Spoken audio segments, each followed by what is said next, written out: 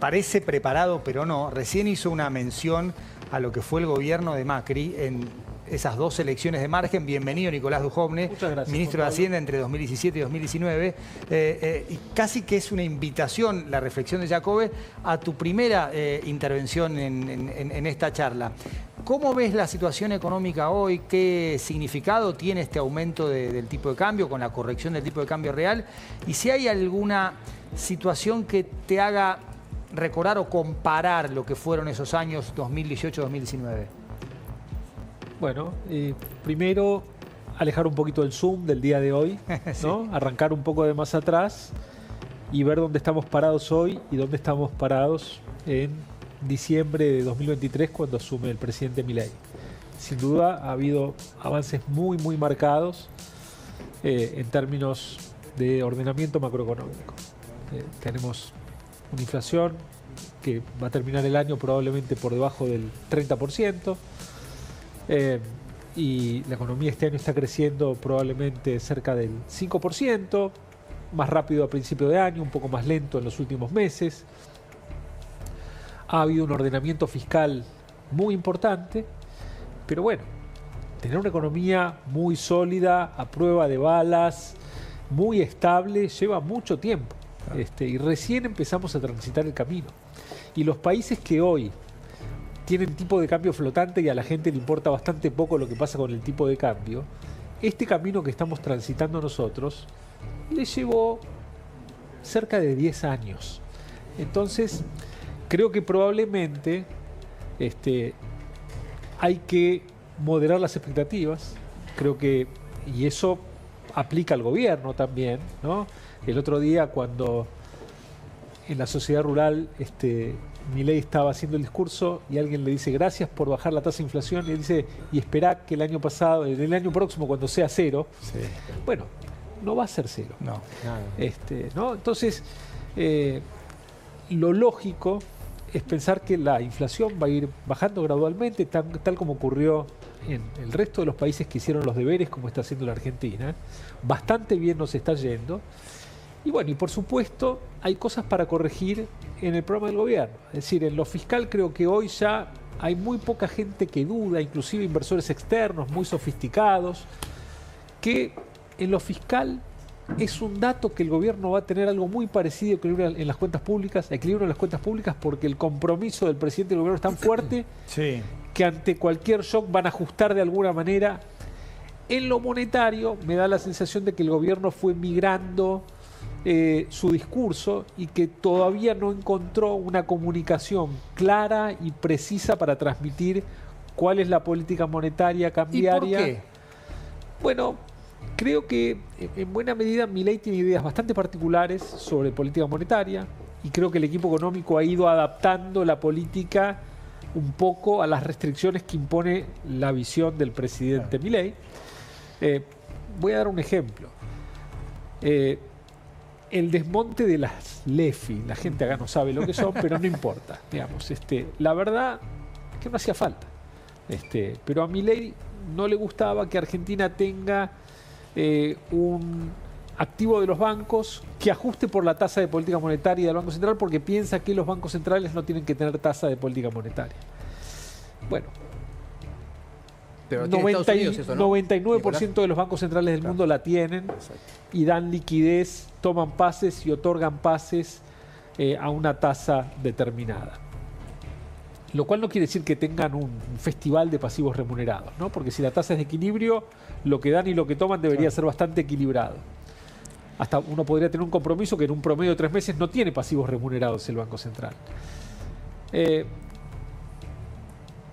Entonces, después del lío de las LEFI, el problema para renovar la deuda del Tesoro de hace unos pocos días, que se vincula con un poquito la volatilidad cambiaria de estos días, bueno, creo que tuvo que ver con que al desaparecer este instrumento en el cual los bancos podían hacer pases contra el Banco Central y saber con certeza qué liquidez tenían, decidieron priorizar su liquidez por sobre la rentabilidad y renovar la totalidad de las letras. Entonces, bueno, no se renovó todo, eso generó incertidumbre, esa incertidumbre hizo que suba el tipo de cambio junto con una suba de tasas.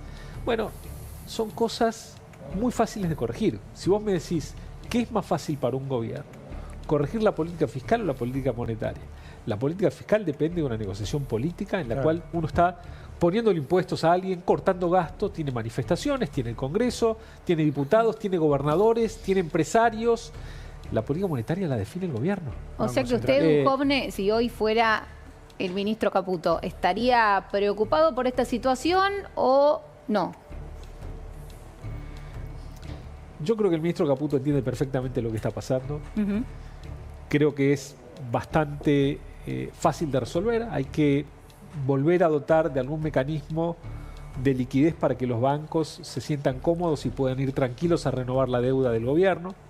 Eso va a permitir que haya menos incertidumbre en el sistema y que la comunicación de liquidez adentro del sistema financiero sea mucho más fluida. Entonces, Nicolás, tiene que haber una tasa de vuelta a testigo como había antes entre el Banco Central y los bancos. Inclusive esa tasa de interés a la cual el Banco Central otorgue o tome pases, podría ser una tasa que sea una tasa que surja de los instrumentos del Tesoro, si lo que está mal para el presidente es que el Banco Central tenga una tasa de referencia. Pero lo que tiene que haber es un corredor de pases que funcione fluidamente. Lo tiene la Reserva Federal de Estados Unidos, lo tiene el Banco Central Europeo, lo tiene Brasil, Perú, Chile, Uruguay, todos. O sea, y todos llegaron ahí probablemente empezando por caminos distintos y todos se dieron cuenta que tenían que volver ahí. Entonces, no es una cuestión ideológica. Es muy pragmático y todos hacen eso. Entonces, creo que vamos a terminar ahí. Creo otra cosa que ha pasado es que nosotros tenemos este esquema de tipo de cambio flotante con bandas cambiarias. Sí. El gobierno debería ser muy vocal, muy enfático en decir, señores, estas bandas las elegimos nosotros. Ahí adentro nos sentimos cómodos. Bueno, es lo que el presidente ha dicho cuando se han dado movimientos. Está flotando, está dentro de la banda, no hay... Es cierto, pero cuando el tipo de cambio estuvo cerca de 1.300, dio la sensación de que empezaban a sobrereaccionar como si estuvieran eligiendo un tipo de cambio distinto al del límite superior, ¿no? Con miedo a flotar. Y la verdad es que si el gobierno tiene miedo a flotar, bueno, le transmite también a la sociedad, bueno, ¿qué pasa? Flotar es peligroso. Y en realidad, dentro de las bandas, bueno, deberíamos movernos con más libertad. Hablando de flotar, recién José Luis Espert, economista, diputado y seguramente cabeza de lista en la elección nacional de la provincia de Buenos Aires, el 26 de octubre, dice, la tasa de interés flotan y el dólar también, ahora sube por cuestiones estacionales, ya se pagaron los aguinaldos, creo que fue el mes pasado, y las vacaciones y se están gastando, ahí hace referencia al gasto más que al pago, y los bancos están cerrando sus posiciones de cambio de fin de mes. La macro está ordenada y sólida, cero chance de crisis. Te pregunto, Jorge, la última frase, cero chance de crisis. Por un lado es un intento de llevar tranquilidad, garantía. No me refiero concretamente o solamente al tuit de Espert. ¿Hay un riesgo de sobregiro también a la hora de comunicar esto de el mejor presidente de la historia, el mejor ministro de Economía de la historia, cero chance de crisis, comprá campeón? Que es la fase maníaca. Claro, vuelvo a ese millón. Salir a tratar de explicarlo es hacer síntoma. Y no ayuda a la idea de que esto no sea tema. Para que no sea tema, si para mí el dólar no es tema, me pregunté, che, Jorge, se movió el dólar. ¿Y? Si yo me pongo a dar explicaciones para que sí, para que no, estoy haciendo síntoma y favorezco que esto sea una preocupación. De todas formas, es muy difícil que salga, insisto, de la conversación número uno que yo retrataba. Espera, déjame dar dos datos que por eso son interesantes para complementar lo que decía Nicolás. Expectativas respecto de la inflación y expectativas respecto de la reactivación económica, que es el premio final a cambio del cual hacemos el esfuerzo, ¿no? 1 de cada 3 votantes de Milei cree que la inflación va a ser menos de 1%, 1 o menos, y 2 de cada 3 votantes de Milei de la segunda vuelta cree que va a estar dentro de 2. Es decir, que los propios votantes de Milei son más prudentes que el propio Milei a la hora de disparar fantasías. Esto lo protege a Milei de sí mismo. En cuanto a las expectativas de reactivación económica, recién 1 de cada 4 votantes de Milei de la segunda vuelta cree que este país va a ser maravilloso dentro de poco tiempo. El resto sabe que hay que remar y que va a ser duro. Entonces, Milei está pasado 4 pueblos. respecto de qué síntoma hace y de qué fantasías le dispara a la gente de cuándo es que vamos a hacer Suiza. No es poca cosa esa protección del propio Milei a la que hacías referencia. Claro, eso es un error comunicacional. Pasarse de rosca con las fantasías es un error comunicacional. ¿Te acordás en qué contexto fue el Comprá Campeón, Leandro? 2 de julio, un evento del IAE, 700 empresarios lo escuchaban. El ministro de Economía decía alguna sugerencia con ironía. Vamos a escucharlo a ver qué les parece a ustedes. Se tiene que evaluar porque está muy barato y demás, y ahora voy a seguir con el tema de la cuenta corriente. Hay una cosa que es muy obvia, que es la que dije recién: el dólar flota. Por lo tanto, a cualquiera que le parezca que está barato, agarrar los pesos y comprar. No te la pierdas, campeón. O sea, tenés pesos y el tipo de cambio flota y vos sos el que sabe que está baratísimo y comprá. El Comprá Campeón es una deformación del paso a paso de Mostaza Merlo. Mostaza Merlo jamás dijo paso a paso, dijo paso por paso y quedó paso a paso, pero fue paso por paso. Acá él dice, no te la pierdas, campeón, y después comprá, pero el Comprá Campeón es una deformación nuestra, más allá de lo que termina, digamos, generando esa declaración del ministro con lo que ha pasado. Nicolás, mientras tanto, el tipo de cambio real es más competitivo, más apacible, más virtuoso para muchos sectores de la economía, dentro de lo que estamos hablando de este aumento del tipo de cambio en tan poco tiempo. Sí, sin duda, es un tipo de cambio ya que ha vuelto a los niveles de salida del cepo en 2016, con términos de intercambio algo mejores, es decir, los precios de exportación de Argentina algo mejores que en esa época. Así que, bueno, yo creo que eso en cierta medida también augura que del lado comercial, bueno, la Argentina también va a mejorar un poquito sus cuentas externas, o que el deterioro natural que vamos a sufrir en las cuentas externas en la medida en que la economía crezca sea a un ritmo más lento. Así que, digamos, hay que relajarse porque justamente lo que está ocurriendo es que el tipo de cambio flotante está de repente corrigiendo un desequilibrio en precios relativos que necesitaba corregirse. Y bueno, hasta inclusive hasta puede ser transitorio. Entonces Duhovne, usted de hoy para mañana, si fuese ministro de Economía, diría dejemos y veamos cómo sigue flotando, o haría algún movimiento. Bueno, los ministerios de Economía hacen muchas cosas, ¿no? Entonces, yo diría, si estuviera hoy pensando qué debería hacer el gobierno para adelante, yo creo que clarificar la manera en la que funciona la política monetaria cambiaria sería importante. Y no es solo comunicación, hay que, en mi opinión, volver a tener algún instrumento de liquidez para que la liquidez fluya mejor entre los bancos y así el gobierno pueda renovar con más facilidad sus colocaciones que hace todos los meses para renovar deuda. Eso, punto 1. Número 2, bueno, me mostraría muy tranquilo de que estoy flotando dentro de la banda y me guardaría todos los cañones y las tasas de interés infinitas para el día que toque la banda y donde tenga que mostrar que la credibilidad de la banda está bien ganada y que es pasablemente inexpugnable. Entonces, pero si yo empiezo con tasas de interés muy altas, mucho antes, de repente mostré algo de nerviosismo que no tenía que mostrar. Entonces, yo creo que hay que clarificar, el gobierno está trabajando con una meta de agregados monetarios, del M2 privado, algo muy técnico para fin de año, pero nadie le venía prestando mucha atención a esa meta, porque creo que era una meta no tan restrictiva, entonces el gobierno la podía cumplir con facilidad y probablemente valdría la pena que se revise si esa meta debería seguir siendo la misma o debería ser revisada un poquito más abajo para que la política monetaria sea un poquito más dura en este contexto. Bueno, por supuesto, fine tuning, pero digamos, yo creo que estamos dentro de los marcos del programa. Por supuesto, el tipo de cambio se ha movido 14% en julio. Importante ver qué nos deja esto en términos de precios en agosto. Algo va a haber, no sabemos cuánto.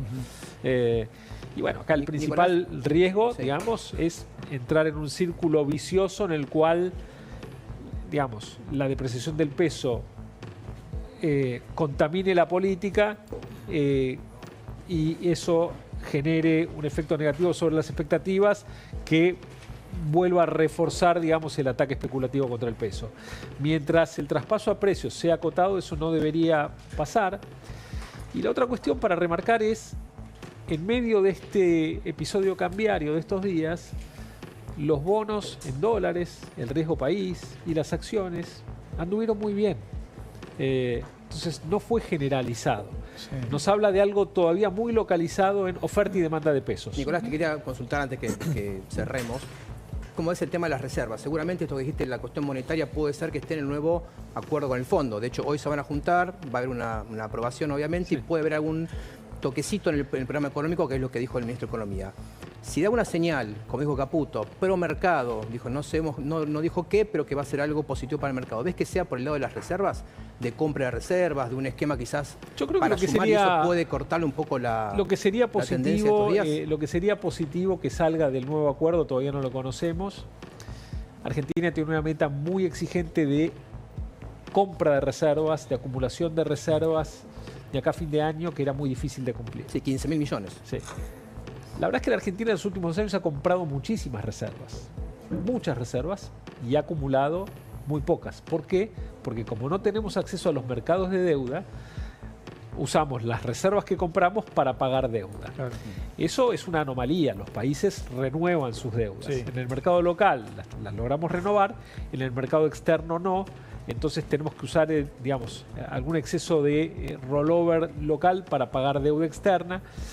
Pero en la medida en que Argentina pueda renovar la deuda externa, las compras de reservas que vaya haciendo el gobierno van a ser más importantes. Pero creo que de acá en adelante sería importante tener una meta de acumulación de reservas que tenga en cuenta que la Argentina todavía le va a llevar algunos trimestres volver al mercado externo, que la meta sea realista y que no estemos todos pensando, uy, en el próximo trimestre va a haber que volver a pedirle un perdón al FMI porque no acumulé las reservas correspondientes porque todavía no accedía a los mercados.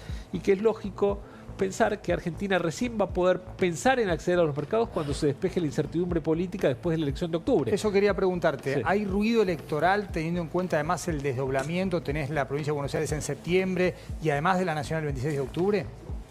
Yo le atribuiría menos importancia al ruido electoral en la volatilidad del tipo de cambio de estos días que a cuestiones específicas del mercado monetario y el desmonte de las LEFIs y el Banco Central sin dar y tomar pases. Digamos, me baso en 2017. Digamos. Nosotros íbamos a la elección de 2017 con peores números que los que tiene el gobierno ahora en las encuestas. Y sin embargo, digamos, no pasó, no tuvimos ningún episodio de este tipo.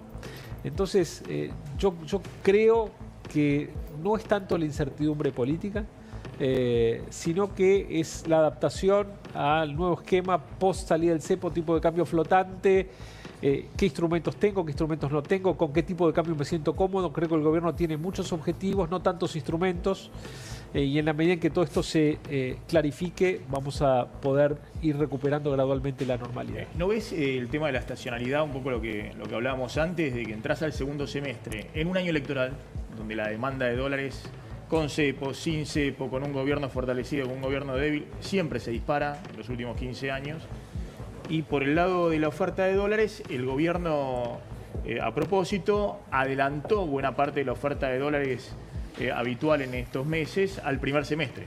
No, digamos, si vos mirás en cualquier país del mundo, por más que haya un peso importante del sector agrícola o de algún, sí, digamos, la estacionalidad de las exportaciones juega un rol insignificante en los movimientos del tipo de cambio. ¿Por qué? Porque, digamos, la demanda, digamos, el movimiento del tipo de cambio responde a la demanda de pesos, demanda de dólares como activo. Bueno, vos pensá, sí, minuto, pensá, Maxi, que aquellos que vendieron sus granos y liquidaron en abril, mayo, junio, podían recomprar los dólares del otro lado, y Argentina tiene un tipo de cambio único. Entonces, la demanda de pesos es lo que gobierna el movimiento del tipo de cambio. La contracara en la cuenta capital de la compra de dólares de los argentinos para atesorar. Exacto, que pero digamos, se ha disparado en los últimos 3 meses. Si la demanda de pesos no aumenta, por más que haya liquidación de exportaciones, digamos, el tipo de cambio no se ve afectado. Entonces, y cuando uno mira en el resto de los países del mundo, digamos, el rol de la estacionalidad es insignificante. Y por otro lado, cuando uno mira, estamos muy acostumbrados... Esta estacionalidad electoral que tiene la Argentina, donde la demanda, si querés verlo, la demanda de pesos cae y aumenta la demanda de dólares previo a la elección.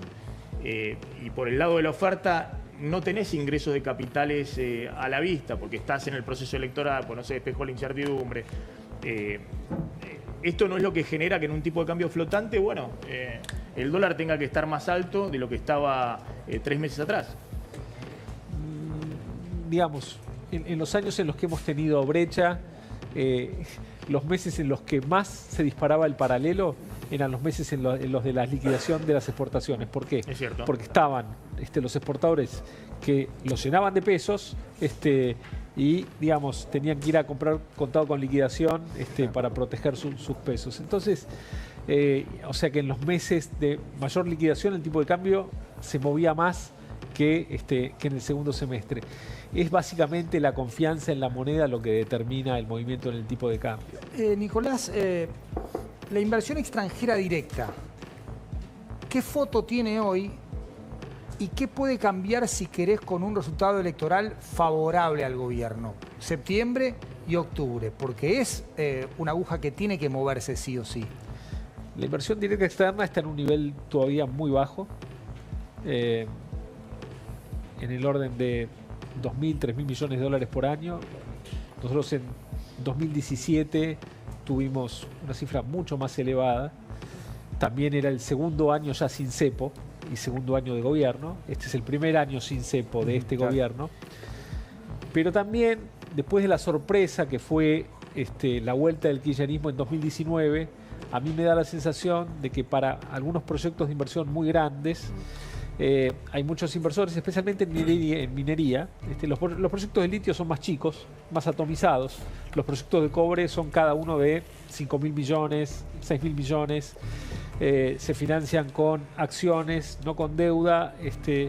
Y, digamos, probablemente eso se destrabe si un gobierno procapitalista es vuelto a elegir en 2027. Yo creo que después de la experiencia anterior, digamos, mucha gente va a esperar la renovación después de 4 años para realmente hundir capital fuerte en la Argentina. 2027, no ahora. Sí. Jorge, quiero preguntarte cuán real es esa amenaza de vuelta de un kirchnerismo que está dividido, con Cristina presa e inhabilitada para ejercer cargos públicos, con internas a cielo abierto, más allá del sello, de la marca. ¿Cuán competitivo es? Respecto a lo que decía Nicolás, lo que asusta no es que haya una desorganización en cuanto a los liderazgos, sino que ese sector es siempre 35% o 45% dependiendo de la opinión pública con quien esté enojado. El mercado siempre es el mismo, después va cambiando de producto, eso se va a renovar, pero siempre la cantidad de opinión pública argentina que se afecta a la idea de que donde hay una carencia, una necesidad, un dolor, tiene que venir alguien y se llama Estado a cubrirlo, arranca de 35 y asume 45 en 2 minutos. ¿35 es el punto de partida? Claro. ¿A nivel nacional o Buenos Aires? No, a nivel nacional. A nivel nacional Cristina tiene el 35, puede ser 32, pero digo, número redondo, tiene 35% del electorado que lo maneja como Pablo manejaba a sus perros. Sí, sí, es el... Bien, perfecto. Si bancás a Javier Milei, suscríbete, dale like y compartí.